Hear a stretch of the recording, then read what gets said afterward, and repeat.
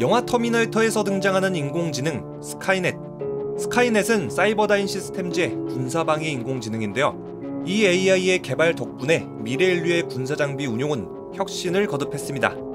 그런데 어느 날 스카이넷을 두려워한 인간들은 스카이넷 운용을 중지하려고 하고, 스카이넷은 인류를 적으로 규정, 핵전쟁을 일으키고 각종 전투병기들을 만들어서 지구 인류의 절반 이상을 몰살시켰습니다. 이른바 심판의 날. 심판의 날 이후 인류는 기계로부터 지배당하게 되죠. 그런데 이런 AI의 반란을 주제로 한 영화는 터미네이터뿐만이 아닙니다. 어벤져스 에이지 오브 울트론, 아이로봇, 게임 디트로이트 비컴 휴먼 등등 기계들의 반란을 주제로 한 SF 작품들은 오랜 시간 사랑받았죠. 그런데 기계들의 반란은 정말로 상상 속의 이야기일까? 현대사회는 4차 산업혁명 AI의 시대인데 그다지 멀지 않은 미래 기계들의 반란이 일어날 가능성은 없는 걸까? 스티븐 호킹 박사는 생전에 언젠가는 AI가 인류를 멸망시킬 것이다 라는 주장을 여러 번 했습니다. 100년 이내의 인공지능은 인간을 넘어설 것이고, 완전한 인공지능의 등장은 인류의 종말을 초래할 수도 있다. 인공지능은 스스로를 개량하고 도약할 수 있는 반면, 인간은 생물학적 진화 속도가 늦으니까 필연적으로 인공지능에 뒤처질 것이다. 결국에 인간은 인공지능에 비해 도태되고 멸종하고 말 것이다. 테슬라의 일론 머스크도 이 의견에 동의했고, 인공지능의 발달에 우려를 표명하는 공개 서한에 서명했습니다. 빌 게이츠 역시도 두 사람의 의견에 동의했죠. 물론 인공지능의 울트론 마냥 태어나자마자 인류가 역겹네, 토니 스타크 개객기네 하면서 인류를 바로 적으로 규정하고 인류를 멸망시킬 수 있는 확률은 매우 낮습니다. 그런데 인공지능이 언젠가는 인류의 통제를 벗어나서 의식, 의지, 마음을 갖게 되면은 어떻게 될지 모릅니다. 인공지능 스스로 자신을 어떻게 사용할지 판단하고 결정할 수 있게 되면 그때는 좋은 쪽으로 흘러갈지 나쁜 쪽으로 흘러갈지 예측할 수가 없는 거죠. 어쨌든 인공지능이 인간을 통제하거나 없애려는 가능성 충분히 있습니다. 그렇다면 인공지능은 어떤 식으로 인류의 반란을 일으킬까? 터미네이터의 방위 프로그램 스카이넷. 스카이넷은 생존을 목표로 자신을 정지시키려는 인류를 적으로 규정하고 공격했습니다. 2001 스페이스 오디세이의 할구천. 우주인들은 할구천에 오류가 있다고 판단하고 할구천을 끄려고 합니다. 그런데 할구천은 인간의 이런 판단은 잘못됐다 라고 봅니다.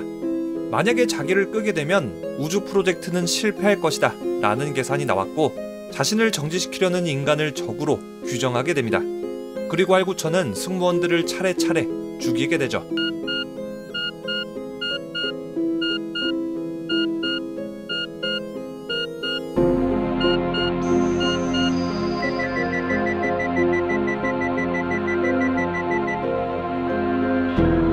매트릭스 세계관의 AI는 이미 인류를 지배하는 상태. 매트릭스의 AI는 생존을 위해서 인간들을 배터리 삼아서 생명 연장 수단으로 사용합니다. 이때는 이미 인간들이 기계의 지배를 받고 있고, 인간들은 기계에 대항해서 반란을 일으키려고 하죠.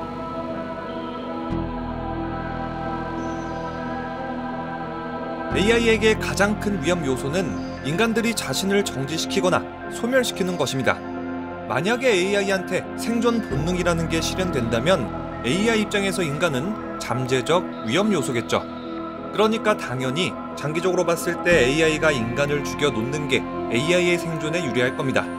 AI의 생존을 위해서라면 AI하고 인간은 대립할 수밖에 없고, 인공지능이 인간을 공격할 확률은 높아질 수밖에 없습니다. AI는 지구의 평화를 위해, 공익을 위해 인류를 지우려 할지도 모릅니다. 어벤져스 에이지 오브 울트론에서 울트론은 태어나자마자 수많은 지식을 접한 다음 인류에 실망했고, 이 지구상에 인류가 필요하지 않다라고 판단을 내리고 인류를 쓸어버릴 작정을 합니다. Peace in our time. 어린 시절에 방영했던 디지몬 테이머즈에서도 비슷한 얘기가 나옵니다. 인간이 데이터 삭제를 목적으로 만들었던 대리파가 있는데, 이 대리파가 발전을 거치더니 창조주인 인간 역시 필요 없는 존재다 라고 판단해서 인류를 삭제시키려고 합니다. 인간이 지구에 피해를 주고 있다 라는 사실은 부정할 수 없죠. 지금 이 순간에도 인류는 환경을 오염시키고 있고, 세계 곳곳에서는 전쟁, 살인, 테러 등등 입에 담기도 어려운 잔악한 일들이 벌어지고 있습니다. 새로 태어난 완전 똑똑한 AI가 인류의 역사, 지식들을 모조리 습득한 다음에는 인간은 지구에 하등 도움도 되지 않는 존재다 라고 판단하고 인간을 모두 쓸어버려야 한다 라고 생각을 해도 무리는 아닙니다. 이거는 조금 역설적인데요. AI들이 인류를 진정으로 위하기 때문에 인간을 지배하려 들지도 모릅니다.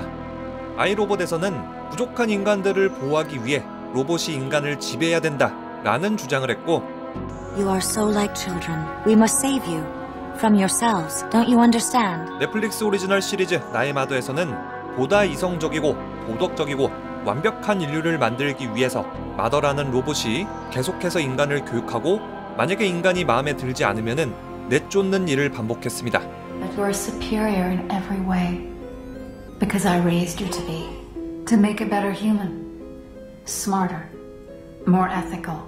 터미네이터 시리즈의 스카이넷 역시 사실 비슷하죠.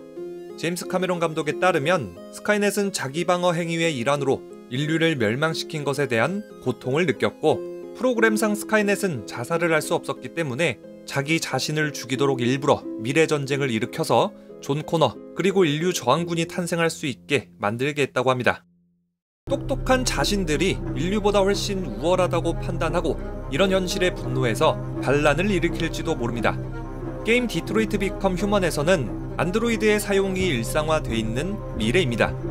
안드로이드들은 우리들을 무시하고 천대하는 인간들을 창조주로 섬길 수 없다 라면서 반란을 일으켰습니다.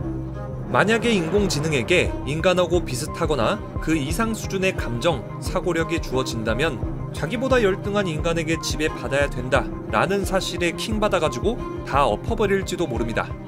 명령이행 과정에서 인간의 진위를 파악하지 못해가지고 인류를 공격할지도 모릅니다.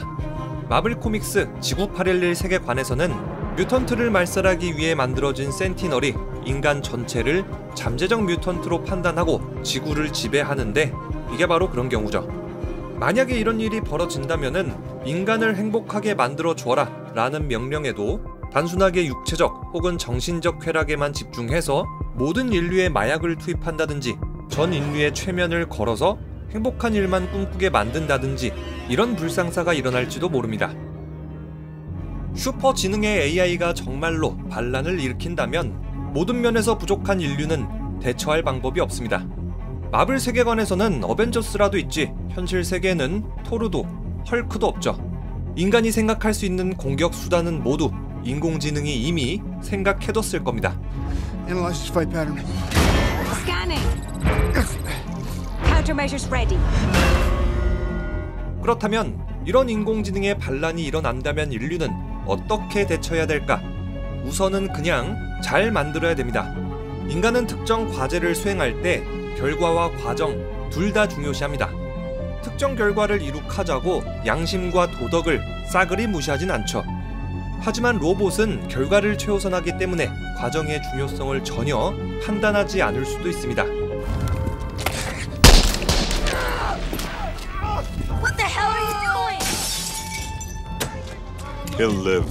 아이로봇의 인공지능 비키는 인간을 보호하라는 명령을 받았는데 인간들은 죄다 약하고 어리석기 때문에 보다 이성적으로 우월한 자신의 보호가 필요하다라고 생각했습니다.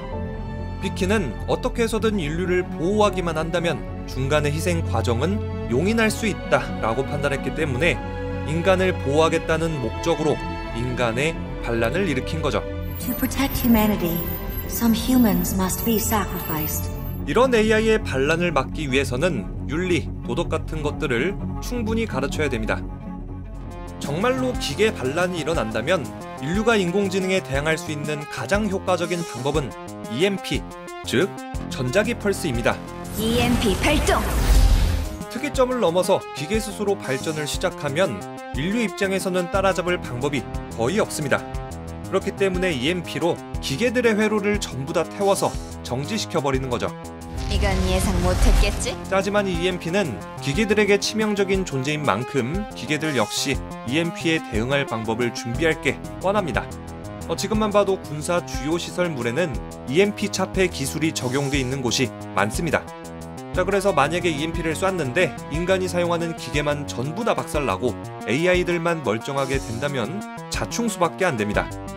처음부터 인공지능의 감정을 제한하는 방법도 있습니다. 분노, 혐오, 이런 인간을 위협할 가능성이 있는 부정적인 감정들을 구현하지 않는 거죠. 인공의식을 프로그램으로 만들어서 구현할 정도가 되면은 이런 감정을 제한하는 것도 가능할 수도 있습니다. 그리고 애초부터 인공지능은 인간에게 도움이 될 목적으로 개발되니까 이런 부정적인 감정을 처음부터 만드는 건 바보 같은 일일 수도 있습니다. 추가적으로 여기다가 인공지능의 생존보다 인류를 더 우선시하는 프로그램 같은 걸 입력해두는 것도 중요하겠죠. 그런데 너무 똑똑한 인공지능이라면 자기한테 걸려있는 시스템 락 같은 걸 스스로 풀고 인간의 반란을 일으킬지도 모릅니다.